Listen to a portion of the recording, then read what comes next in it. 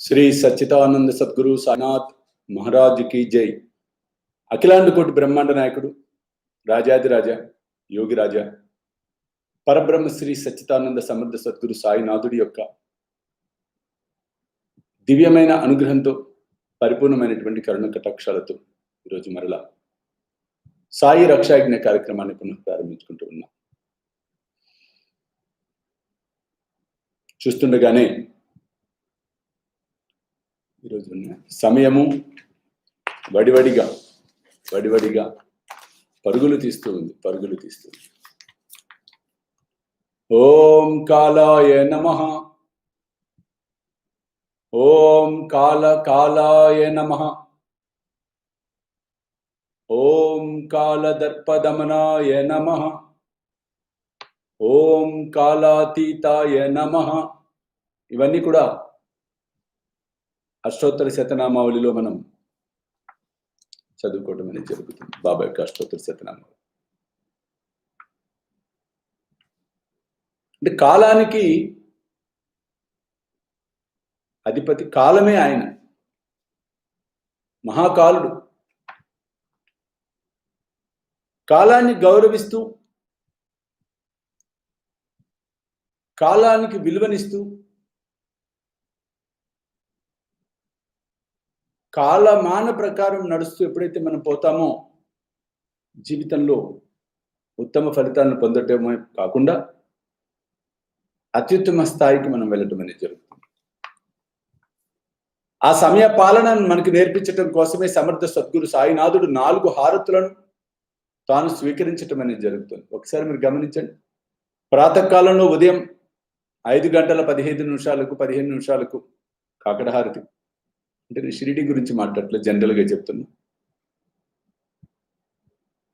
మధ్యాహ్నం 12 గంటలకు మధ్యాహ్న హారతి.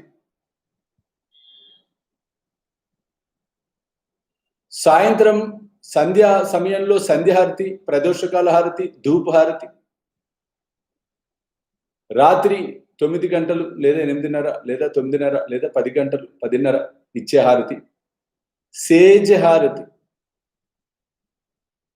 కాబట్టి 4 హారతులను మనం పాడటం, 4 హారతుల్లో పాలు పంచుకోవటం, ఇదంతా ఒక డిసిప్లిన్, ఇదంతా ఒక క్రమశిక్షణ.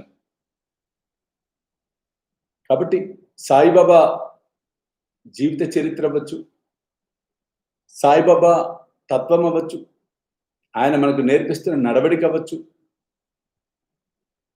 ఇవన్నీ కూడా మన జీవితంలో క్రమశిక్షణతో పాటు, సంస్కారంతో పాటు, సంప్రదాయాలను పాటించే విధానంతో పాటు, మానవత్వపు విలువలను పెంచి ఎదుటివాడు మనిషి అని గుర్తించే స్థాయిలోకి మనల్ని నడిపిస్తుంది శ్రీ సాయి సచ్చరిత్ర, సాయి సర్వస్వం. మానవత్వ విలువలను కాపాడుతుంది శ్రీ సాయి సర్వస్వం అని సాయి సచ్చరిత్ర. మాటలతో కాదు, చేతలలో చూపించేది సాయి సర్వస్వం, సాయి సర్వస్వం కుటుంబం, సాయి సచ్చరిత్ర. కాబట్టి సాయి బంధువులారా, ఎన్ని కబుర్లైనా మనం చెప్పుకోవచ్చు, ఎన్ని విషయాలైనా ముచ్చటించుకోవచ్చు, చివరికి వచ్చేది ఫలితం, అవుట్పుట్, అవుట్కమ్ ఏంటి కదా. ఫలితం ఎలా వచ్చింది, ఆ ఫలితం యొక్క పరిస్థితి ఏంటి, కొన్ని కూడా పరిగణలోకి తీసుకొని పడుతూ ఉంటాయి. ఒక వ్యక్తి యొక్క జీవితం అవ్వచ్చు, ఒక సమాజం యొక్క పరిస్థితులు అవ్వచ్చు, ఒక కుటుంబం యొక్క స్థితిగతులు అవ్వచ్చు, ఒక రాష్ట్రం అవ్వచ్చు, ఒక దేశం అవ్వచ్చు, ఒక ప్రపంచం అవ్వచ్చు. అటువంటి వ్యక్తిగత క్రమశిక్షణ ఎప్పుడైతే ఉంటుందో ఆ జీవితాలు ధన్యమవుతాయి. కాబట్టి అటువంటి క్రమశిక్షణను, స్పృహను మనకు అందించటానికే, మన గృహాలలో వెలుగులు నింపేందుకు, సమస్యల సుడిగుండంలోంచి బయటపడి ఏ సమస్య వచ్చినా ధైర్యంగా ఎదుర్కొనే శక్తిని ప్రసాదించేందుకే సాయి దివ్య రక్షాకవచ మహాయంత్ర స్థాపన మనం నవంబర్ 25వ తారీఖు ఉదయాన జరుపుకోబోతున్నాం. విశేషంగా ఆ రోజు అద్భుతమైన కార్యక్రమాలు జరుగుతాయి. బ్రహ్మీ ముహూర్తంలో యంత్ర ప్రతిష్టాపన ఉంటుంది. ఆ బ్రహ్మీ ముహూర్త యంత్ర ప్రతిష్టాపనకి ఎవరిని ఉంచటంలా చాలా నిష్ఠతో చేసే యంత్ర ప్రతిష్టాపనది. కాబట్టి దాదాపుగా నాకు తెలిసి నాతో పాటు అక్కడ వస్తున్న ఒక 11 మంది వేద పండితులు, మొత్తం ఒక్క 15 మంది మించి ఉండరు. ప్రాతకాలంలో ఎవరు వచ్చినా కూడా ఆ ప్రెమిసెస్ నుంచి దూరంగా కూర్చోబెట్టడమే జరుగుతుంది. ఎందుకు అంటే బ్రహ్మీ ముహూర్తంలో తీవ్రమైనటువంటి శక్తి స్థాపన చేయటం అనేది జరుగుతుంది. ఆ శక్తి స్థాపన చేసేటప్పుడు కొన్ని నియమ నిబంధనలు ఉంటాయి ఇక్కడ ప్రతిష్టాపనలో. వాటిని తట్టుకోవటం కష్టం, నిలబడటం కష్టం. అందుకోసం అందరికీ ఒకటే చెప్తోంది, ఆ రోజు ప్రాతకాలంలో ప్రతిష్టాపన అయిపోయిన తర్వాత మాకు కార్యక్రమం అంతా క్రతువంతా ముగిసిన తర్వాత రక్తవర్ణ అన్నాభిషేక కార్యక్రమం ఉంటుంది. యంత్రానికి మహా అభిషేకం, ప్రథమ అభిషేకం. అలాగే ఆ దివ్య యంత్రానికి మధ్యాహ్న హారతి 12 గంటలకు. కేరళ పంచవాయిద్యాలతో మహానక్షత్ర హారతి, పూలాభిషేకం, పుష్పాభిషేకం కూడా ఉంటుంది మహానక్షత్ర హారతి అనంతరం యంత్రానికి. ఈ కార్యక్రమాలు అన్నీ ఉంటాయి. చాలా మంది అడుగుతున్నారు రక్తవర్ణ అన్నాభిషేకం ఏమిటి అని. ఈ రక్తవర్ణ అన్నాభిషేకం ఆ యంత్రానికి సమర్పించడం జరుగుతుంది. అందులో ఎవరెవరు పాలు పంచుకుంటారో వారికి అద్భుతమైన ఫలితాలు ఉండటం కూడా జరుగుతుంది. ఆ వివరాలన్నీ కూడా ఈ పూజలకు సంబంధించిన అంశాలన్నీ ఎవరైనా పాలు పంచుకోవాలనుకున్నా కూడా మన కార్యాలయానికి ఫోన్ చేసి, ఆఫీస్కి ఫోన్ చేసి, ఫోన్ నెంబర్స్ ఉన్నాయి కాబట్టి వివరాలు కనుక్కోండి. రక్తవర్ణ అన్నాభిషేకము, అభిషేకం, మహాభిషేకము, కేరళ పంచవాయిద్యాలతో మహానక్షత్ర హారతి, మధ్యాహ్న హారతి, పుష్పాభిషేకం, పూలాభిషేకం, మొత్తం ఈ 5 రకాల సేవలను ఆ రోజు మనం మొట్టమొదటిసారిగా ఆ మహాయంత్రానికి సమర్పించబోతున్నాం. ఆ యంత్ర రూపంలో ఉన్న సాయినాథుడికి సమర్పించబోతున్నాం మనందరం కలిసి. అంతటి దివ్యమైన, మహిమాన్వితమైన, మహాశక్తివంతమైన సాయి దివ్య రక్షా కవచ మహాయంత్ర స్థాపనకు మేము సైతం ఆ యంత్రాలయ నిర్మాణంలో ఉడతా భక్తిగా అయిన మా వంతుగా మేము కూడా మీతో పాటు ఉండి తీరవలసిందే స్వామి అంటూ నడింపల్లి కృష్ణరాజు, జ్యోతి, సాయి లావణ్య, మోహన్ కృష్ణ, వెంకట నరసింహరాజు, గద్దిపాటి శ్రీనివాసరావు, స్వర్ణకుమారి, మణికంఠ, శ్రీకాంత్, రాము, సునీత, ఏ శశికళ, శివ, కావ్యాంజలి, లలిత, శ్రీరంజని, శ్రీ కౌశిక్, భూపత్ మురళీమోహన్, రజని, నిశాంత్ సాయి, రమ్య, ఉదయ్ కుమార్, తనుజ్, చంద్రకళ, రవికుమార్, అరుణదేవి, కర్రి మహేశ్వరి, సూరిబాబు, ఉమా, పూజిత, జోగేందర్, జడ కృష్ణమ్మ, అప్పాయమ్మ, సూరిబాబు, సత్తిబాబు, తడేల కేశవరావు, నాగమణి, కె మల్లికార్జునరావు, కె సౌజన్య, జ్యోతి, తిమ్మె గౌద్ర, పల్లవి, అభిషేక్, శ్రీనివాస్, ప్రభుకుమార్, రమాదేవి, ఓంకార్, అభినవ్, సుబ్బలక్ష్మమ్మ, ప్రియాంకర్, వాణి, స్కందసాయి చైతన్య, తీగల కృష్ణారావు, మంగా, దీపిక, సాయి కుమార్, చిన్ని శివశంకరం, శివకళ్యాణి, పునీత్ సాయి, నిఖిత, చిన్మయి, చిన్ని శివశంకర, శివకళ్యాణి, ఆర్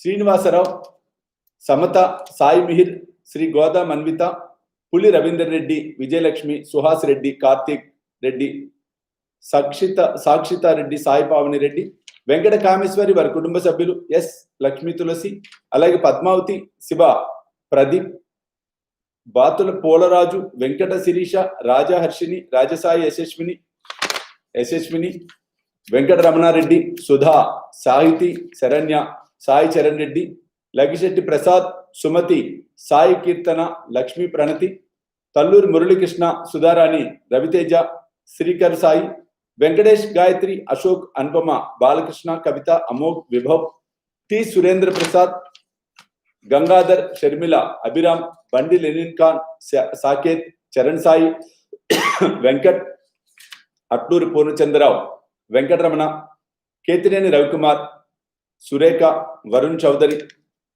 సుజాత, ప్రభాకర్, వెంకట మనీష్, సీతారామమ్మ, బాలకృష్ణారెడ్డి, అబ్బాయి రెడ్డి, అంజమ్మ, అర్చన,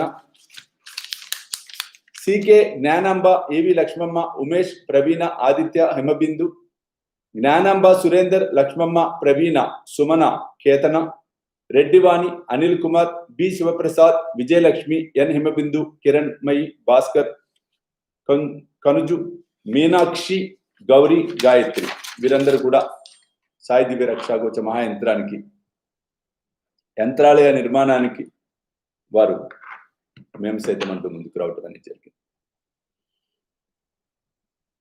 కాబట్టి ఈ మహత్కార్యం, ఈ పుణ్యకార్యం, అద్భుతమైనటువంటి కార్యం, ఈ ఘట్టంలో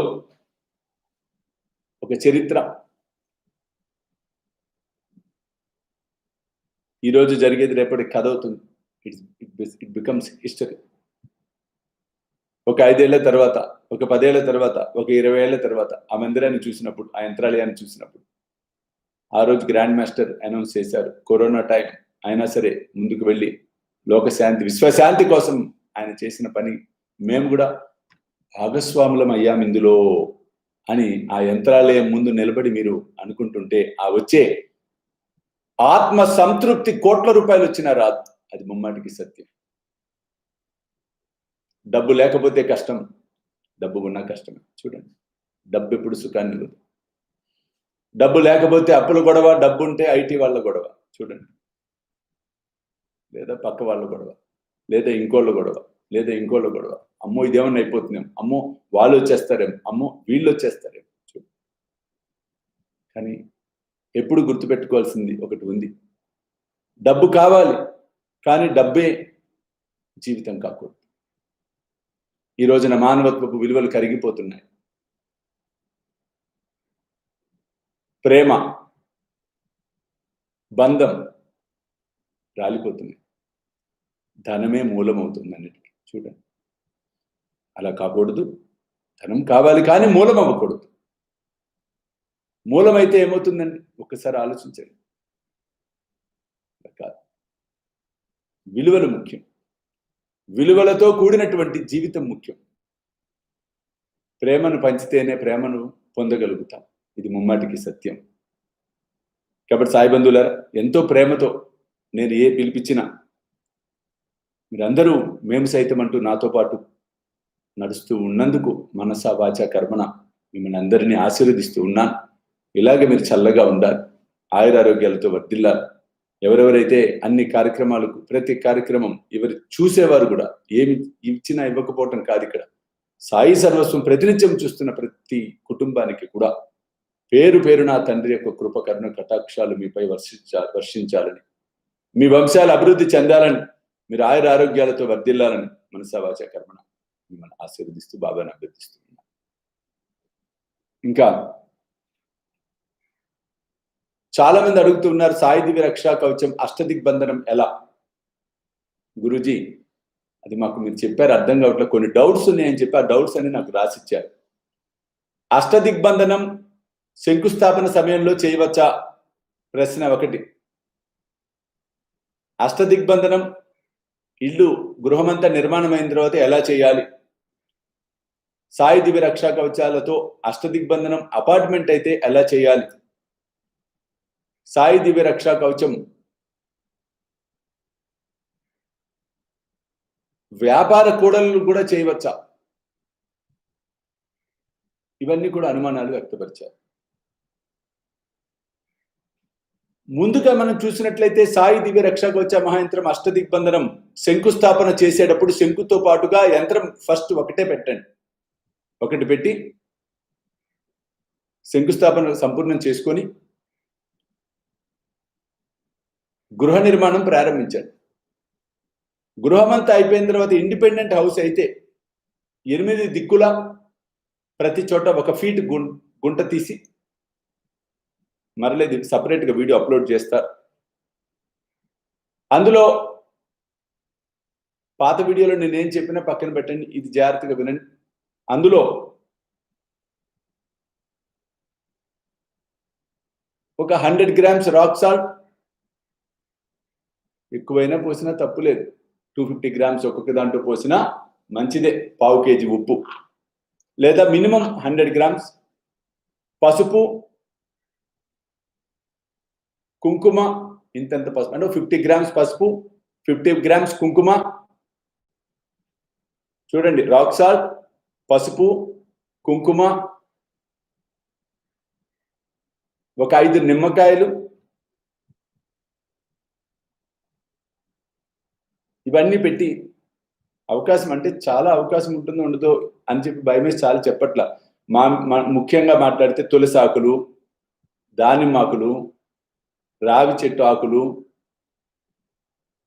వేపాకులు,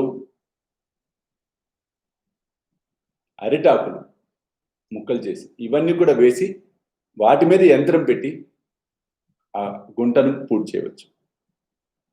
ఇలా 8 దిక్కులా చేయండి. అష్టదిగ్బంధనం గృహమంతా సంపూర్ణమైన తర్వాత స్వామీజీ అపార్ట్మెంట్లో కనుకైతే ఏం చేయాలి? అపార్ట్మెంట్లో అయితే ఏం చేస్తారంటే మీ ఇన్సైడ్ అపార్ట్మెంట్లోనే ఇంట్లోనే 8 దిక్కులా పెట్టండి. ఒకవేళ లింటల్స్ ఉంటే ఇంటి లోపల లింటల్ మీద పెట్టేసేయండి, ఏం పర్వాలా ఆ ప్లేసుల్లో. అలా 8 సైడ్స్ పెట్టేసేయండి, 8 దిక్కులా. ఇవన్నీ అవసరం అప్పుడు మీరేం చేస్తారంటే కాస్త ఒక క్లాత్, రెడ్ కలర్ క్లాత్ తీసుకొని, లేదు మ్యాట్ ఎలాగ ఇస్తున్నాం మేము రక్షా కవచ యంత్రం కింద మ్యాట్ పెడుతున్నాం, ఆ మ్యాట్ తీసుకొని దాని మీద కాస్త రాక్ సాల్ట్ వేసి యంత్రం పెట్టండి. అపార్ట్మెంట్లో అయితే కనుక ఇన్సైడ్ అయితే, వ్యాపారస్తులు అయితే కనుక అది ఇండిపెండెంట్గా ఏదైనా షాప్ చుట్టూతో అవకాశం ఉంటే చేయండి. లేదు సేమ్ అపార్ట్మెంట్లో లాగానే షాపులో కూడా 8 దిక్కులా కూడా సాయి దివ్య రక్షా కవచ యంత్రాన్ని చక్కగా స్థాపన చేసే ప్రయత్నం చేయండి. ఇండిపెండెంట్ హౌస్ అయితే చుట్టూతో కూడా గుంత తీసి చక్కగా భూమి లోపల పెట్టే ప్రయత్నం చేయండి. స్వామీజీ అంటే ఇంకొక పని చేయొచ్చు కదా, మేము అపార్ట్మెంట్ అయితే వాల్స్ కట్టేటప్పుడు వాల్స్ లో పెట్టవచ్చా అని కొంతమంది అడిగారు. పెట్టేసి ప్లాస్టింగ్ చేసేయచ్చా? వాల్స్ లో పెట్టద్దు, ఎందుకంటే యంత్రము రిసీవ్ చేసుకోవాలి, మళ్ళీ సిమెంట్తో మీరు క్లోజ్ చేసేస్తారు అదంతా. ఇప్పుడు జరగబోయేది ఏంటంటే రాబోయే రోజులలో నవంబర్ 25వ తారీఖు మహాయంత్ర స్థాపన అయిపోయిన తర్వాత నుంచి మీరు పూజ చేసినా మీరు పూజలు చేయకపోయినా ఎవరెవరి గృహాలలో సాయి దివ్య రక్షా కవచ యంత్రాలు ఉన్నాయో ప్రతి అమావాస్యకు ప్రతి పౌర్ణమికి మహాయంత్రం నుంచి శక్తి ప్రసార కార్యక్రమం అనేది ఉంటుంది. శక్తిని ప్రసరింప చేయటం అనేది ఉంటుంది. ఒక తంత్రక్రియ, ప్రత్యేక తంత్రక్రియతో అది ఆచరించటం అనేది జరుగుతుంది. ఒక ఆయన నవ్వాడు, ఇట్లా ఏమైనా ఏ స్వామి మీరేమో అక్కడ కూర్చుంటారట, వీళ్ళందరూ ఇళ్లలో పెట్టుకోవాలట, శక్తి వచ్చేస్తుందట. అట్ట వస్తుంది స్వామీజీ అని. మంచి ప్రశ్న, నేనేం బాధపడలే, ఎగతాళి కాదు, కరెక్ట్, పాపం తెలియదు. అతను నవ్వాడు, నాకు కూడా నవ్వొచ్చి పక్క నవ్వా. నీ జేబులో సెల్ ఫోన్ ఉందా? ఉంది గురూజీ. ఈ సెల్ ఫోన్లోకి అవతల వాళ్ళ మాటలు ఎక్కడి నుంచి వినిపిస్తున్నాయి? వాడు వచ్చావు నేను ఫోన్లోంచి నీ ముందే మాట్లాడుతున్నాడా? వాడు ఎక్కడో అమెరికాలో ఉంటే నీ దగ్గరికి ఎట్లా వస్తున్నాయి వాయిస్? శాటిలైట్ ద్వారా వస్తుంది అని. ఆ శాటిలైట్ ఎక్కడుంది? ఆకాశంలో ఉంది. ఆకాశంలో ఉన్న శాటిలైట్ కింద నుంచి వేవ్స్ పంపిస్తున్నావు కదా, అక్కడ రిసీవర్స్ ట్రాన్స్మిటర్స్ ఉంటాయి కదా, మరలా పంపిస్తా అంటే టెక్నికల్గా ఇదంతా చేసి మనం ఒక ఫోన్లో మాట్లాడగలుగుతాం. ఒక మానవ మేధస్సు. మరి ఆ మేధస్సును సృష్టించింది ఎవరు? దైవము. కాబట్టి దైవానికి ఏది సాధ్యం కాదు ఈ సృష్టిలో, నమ్మేవాడికి అది ఏదైనా సాధ్యమే ఈ ప్రపంచంలో. నమ్మకమే అన్నిటికీ మూలం. ఇవాళ నన్ను మీరు ఫోన్లో చూస్తున్నారు, ఎలా చూస్తున్నారు? నమ్మకం. ఈ ఫోన్లో పెడితే యూట్యూబ్ అదే ఆ సంబంధం ఉందా? ఈ ఫోన్ ఏంటి, మీరేంటి, నేనేంటి, నేను ఇక్కడి నుంచి మాట్లాడితే మీ ఫోన్లోకి వచ్చేటువంటి నేను, మీరు వినేయటం ఏమిటి? ఎస్, టెక్నికల్గా ఇట్స్ కరెక్ట్. సో ఒక టెక్నాలజీని ప్రసాదించింది పరమాత్ముడే, ఆ మేధస్సుని ఇచ్చింది నీకు ఆయనే. కాబట్టి ఒకటి వాస్తవం, ఉన్నాడంటే ఉన్నాడు, లేడంటే లేడు, అవుతుందంటే అవుతుంది, అవ్వదంటే అవ్వదు. ఈ రోజున సాయి దివ్య రక్షాగోచ మహాయంత్రం ప్రసాదించేది అదే, జాగరూకతను జాగృతం చేస్తుంది, నమ్మకాన్ని బలంగా పెంచుతుంది, సమస్యలను ధైర్యంగా ఎదుర్కొనే శక్తిని ప్రసాదిస్తుంది. ఒక్కటే నా సంకల్పం, ఒక్కటే నా సంకల్పం, అందరి ధైర్యంతో జీవించాలి. ఎందుకంటే ఒక్కొక్కరు మాటలు వింటుంటే ఏడుపు వస్తుంది, నిజంగా బాధ అనిపిస్తుంది, నిజంగా బాధ అనిపిస్తుంది. భయపడిపోయి ఏమైపోతుందో, రేపటి రోజు ఏమైపోతుందో, అయ్యో మేమైపోయి. వద్దు తల్లి, వద్దు తండ్రి, మనం బాబా బిడ్డలం, ఆ తండ్రి నీడన ఉన్నాం, ఆయన ఆదేశాలతో ఆయన అనుజ్ఞలతో నడుస్తున్న వారం. భయం అన్నది మన డిక్షనరీలో ఉండవద్దు, భయాన్ని తొలగించి వేయాలి, భయానికే భయం పుట్టించి పారిపోయేటట్టుగా చేయాలి. అప్పుడు మాత్రమే మన జీవితంలో ఎన్ని ఒడిదుడుకులు వచ్చినా ఎదుర్కోగలుగుతాం, గెలవగలుగుతాం, ముమ్మాటికి గెలుస్తాం. అలా కాకుండా ప్రతి చిన్న విషయానికి మనం భయపడిపోతూ ఏమైపోతుందో, ఒక ఆయన ఉంటాడు, లేదు ఒక ఆమె ఉంటుంది, లేదు ఒక పిల్లవాడు, నేను చచ్చిపోతా అంటే ఏం చేస్తాం? ఎవడు కర్మలు ఎదురు రాసి పెట్టుంటారు. మనం ఆపగలం, చావును ఆపగలమా? ఆపే శక్తి మనకుందా? బుద్ధయ్యా అని చెప్తాం, ఇంకా పదే అంటుంటే మనం కూడా ఏం చేస్తాం చెప్తాం. ఎప్పుడు కూడా ధైర్యవంతుడి సాంగత్యం మనకు కావాలి తప్పితే పిరికి వాళ్ళ సాంగత్యం మనకు వద్దని.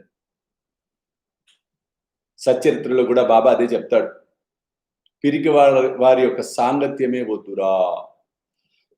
ఎందుకు? వాడి పిరికితనాన్ని మనకు అంటిస్తాడు. ఓ 10 మంది స్నేహితులు కలిసి ఎక్కడికి పోయారట, 9 మంది ఒక రూమ్ లో పడుకుంటే ఒకళ్ళు లేచి మీ మధ్య నేను పడుకోలేనని చెప్పి పక్క రూమ్ లో పడుకున్నాడు. ఒక అరగంట తర్వాత వచ్చి తలుపు దెబ్బ కొట్టాడండి తలుపు. ఏమిట్రా? రే, మీ 9 మందికి ఇక్కడ పడుకోవడానికి భయం వేస్తుందేమో రా, రండి నా రూమ్లోకి వచ్చి పడుకోండి, మీకు ఫుల్ ధైర్యం ఉంటుందని చెప్పాడు. అందరికి మైండ్ పోయి పిచ్చెక్కినట్టు పక్కన నవ్వారు. అసలు కదేమిటి? వీడికి భయం వేస్తోంది, వీడు ఆ మాట చెప్పకుండా 9 మందికి భయం వేస్తుందేమో, వచ్చి నాతో పడుకోండి రా అని చెప్తున్నాడు. ఎప్పుడు కూడా ధైర్యవంతులతో ఉండాలి, ధైర్యవంతులతో సాంగత్యం ముఖ్యం. అలా కాకుండా ప్రతిక్షణం అనుమానాలు రేకెత్తించే వారితో మనం సాంగత్యం చేయటం వలన జీవితమే అనుమానాస్పదమైపోతుంది. అలా ఉండుకో. అవ్వచ్చండి, మరణం రేపే రావచ్చు, ఎల్లుండే రావచ్చు, సంవత్సరం తర్వాత రావచ్చు, ఎప్పుడైనా రావచ్చు. కానీ ఆ మరణం గురించి ఎందుకు ఆలోచించాలి? అవసరం వచ్చినప్పుడు వస్తుంది, పోయేప్పుడు పోతాం. ఎలాగో అందరం పోతాం, తప్పదు. ఎవరు ఆగారండి భూమి మీద? ఒక్కసారి ఆలోచించండి. రాముడు పోలేదా? కృష్ణుడు పోలేదా? సాయిబాబా పోలేదా? రామకృష్ణ పరమహంస పోలేదా? దేహం విడిచిపోక తప్పదు ఎవరికైనా సరే. అది ఇన్విటబుల్, దట్ ఈజ్ ఇన్విటబుల్. ఎప్పుడేదో అయిపోతుంది కదా అని ఇప్పుడు దుప్పటి ముసుకేసుకొని పనులన్నీ మానేసి వణికిపోతూ కూర్చుంటాం. ఒకసారి చెప్పండి. అలా కాదు, జరిగేవి జరుగుతాయి.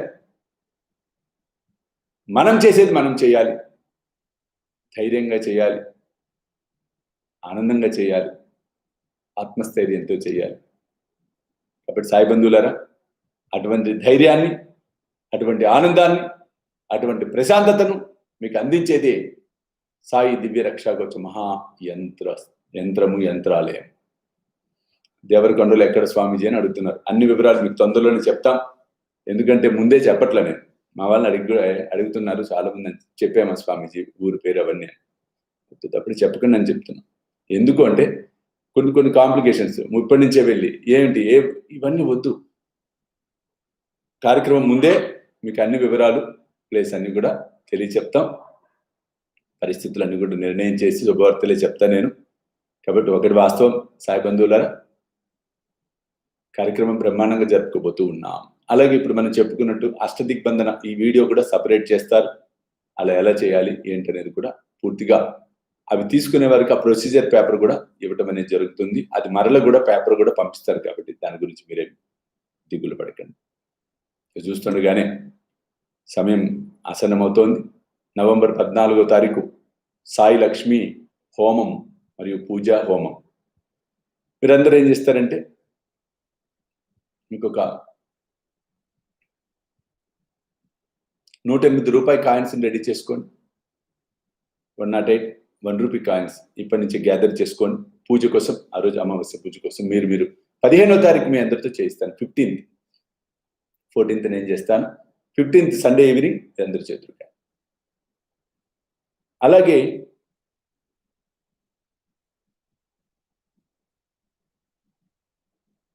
వెదురు బొంగులో ధనాకర్షణ యంత్రాన్ని నా స్వహస్తాలతో నేను గీస్తానండి. అది ప్రింట్ చేస్తుంటాను. రాగి రేకుల మీదే గీసి వాటిల్లో పెట్టి ఆ రోజు పూజలో చక్కగా అన్ని పెట్టి తంత్రయుక్తంగా యంత్రయుక్తంగా పూజించి పూజతో పాటుగా హోమాన్ని కూడా నిర్వహించి అవన్నీ కూడా రిజిస్టర్ చేసుకున్న వారి గృహాలకు చక్కగా క్షేమంగా పంపటం అనేది జరుగుతుంది. మీరు వాటిని బీరువాలో పెట్టుకోవచ్చు, పూజా మందిరంలో పెట్టుకోవచ్చు, గుమ్మానికి కూడా ముఖ ద్వారానికి పైన కూడా కట్టచ్చు, వ్యాపార కూడల్లో పెట్టుకోవచ్చు, ఎక్కడైనా కూడా మీరు వాటిని స్థాపన చేయవచ్చు. కాబట్టి సాయి బంధువులారా, వివరాలకు అన్నిటి కూడా అన్ని చాలా కార్యక్రమాలు ఉన్నాయి. కాబట్టి ఏ వివరం కావాలన్నా 10 to 5 దయచేసి కాల్ చేయండి. ఆఫీస్ వర్కింగ్ అవర్స్ కంపల్సరీగా మీకు మన ఇక్కడ ఉన్న నాతో పాటు ఉన్నవారు మీకు ఆన్సర్ ఇవ్వగలుగుతారు. సమ్ టైమ్స్ డిలే అవుతుంటే ఇక్కడ ఎంప్లాయీస్ కాబట్టి వాళ్ళకి కొన్ని రెస్ట్రిక్షన్స్ ఉన్నాయి. కాబట్టి ఏం పర్వాలేదు, నెక్స్ట్ డే మార్నింగ్ అయినా చేయండి. ఇంకా మాట్లాడితే కొంచెం అర్జెన్సీ ఉంది అంటే కొంచెం టెక్నికల్గా తెలిసిన వారు చక్కగా మీరు వాట్సాప్లో ఏదైనా డౌట్స్ ఉన్నా 9959077772కి మీరు వాట్సాప్ చేసిన రిప్లై ఇవ్వటం అనేది జరుగుతుంది.